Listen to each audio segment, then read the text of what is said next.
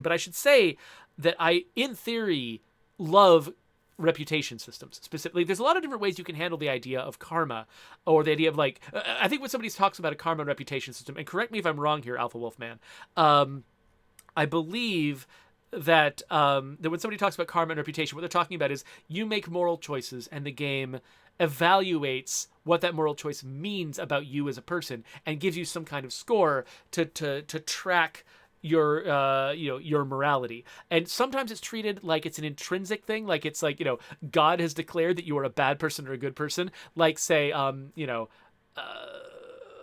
Knights of the Old Republic, and I think Fallout does that a little bit too.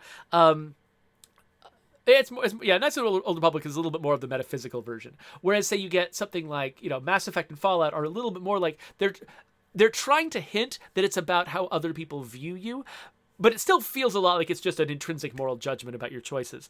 And so I actually tend not to like karma systems like that, where it's like when you make a decision, the game says that was evil, that was good, and then it gives you a score that sort of determines whether you've got an angel or a devil on your shoulder that you're listening to.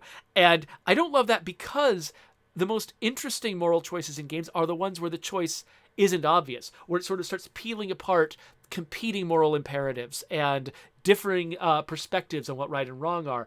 Those are the most interesting questions you can put into a game, the most interesting kinds of choices you can put into a game. But when you put a karma system in a game, any choice like that, it seems like it's got nuance to it.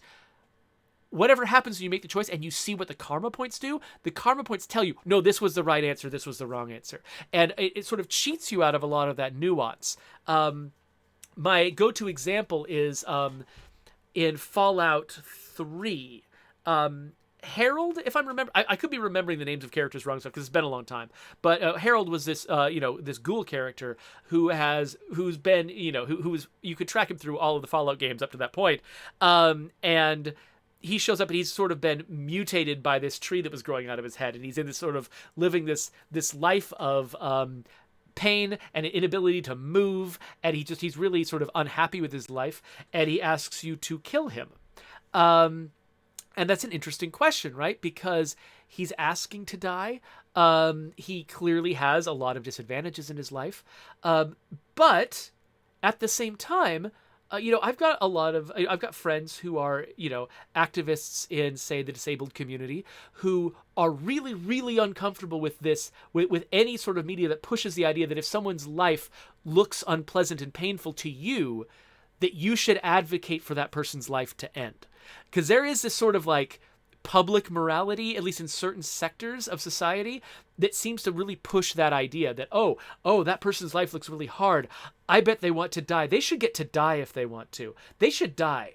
There's this progression of moral decisions there that really starts to feel oppressive to some people who are disabled, who are like, hey, could you just like not judge my life as being not worth living? Thank you.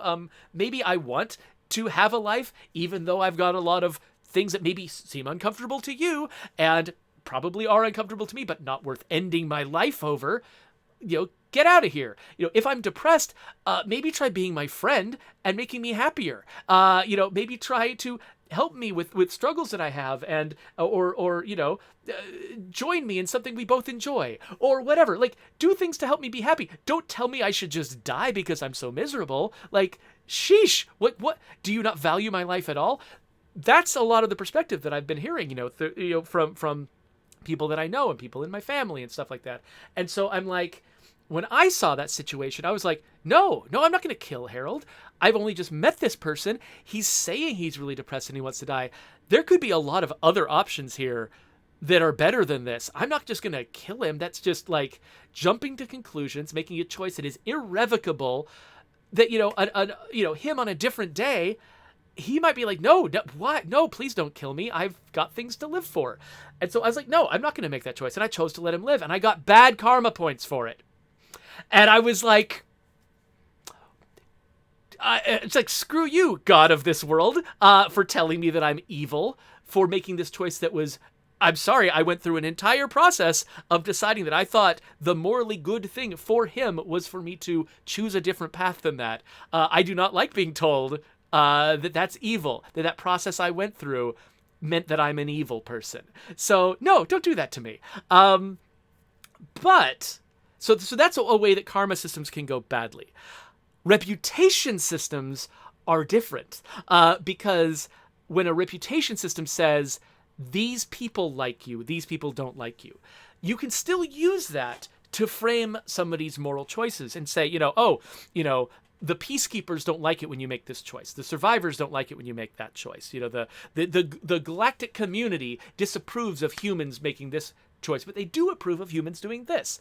However you want to frame it, if you frame it as this is another person's opinion of you that changed because of the choice you made, you can defiantly make choices other people don't like and say, no, I think I'm doing the right thing. Screw you, you're wrong. And you can make that decision, and the game hasn't told you that you're wrong and that you're evil for making the choices that you made. Instead, the game is just telling you, hey, this is the consequence. People like this don't like it when you do this. And you have to decide, oh, maybe they're right. Maybe they've got a reason. Maybe I should listen to them, or decide, no, I think they're wrong. I am making the right choice. That doesn't undermine the sort of moral authority of your world this way that a karma system does. Because a player can still stay engaged with your world and not have their sort of ability to suspend their disbelief be violated because because of the choice that you made, the choice that you made as a developer about what was right and what was wrong. You could passionately believe that certain things are right and wrong, and you can make sure that the game is making that point, and that you're putting in the mouths of compelling, engaging characters, making the case for the thing you think is right. And a lot of players will listen to it and will hear your message, and you'll probably do a lot of good in the world. And the players who are not ready to hear that message won't be driven out of your world by you just sort of judging them and saying, you're evil, sorry. And then they're like, well, screw you, and they quit playing the game.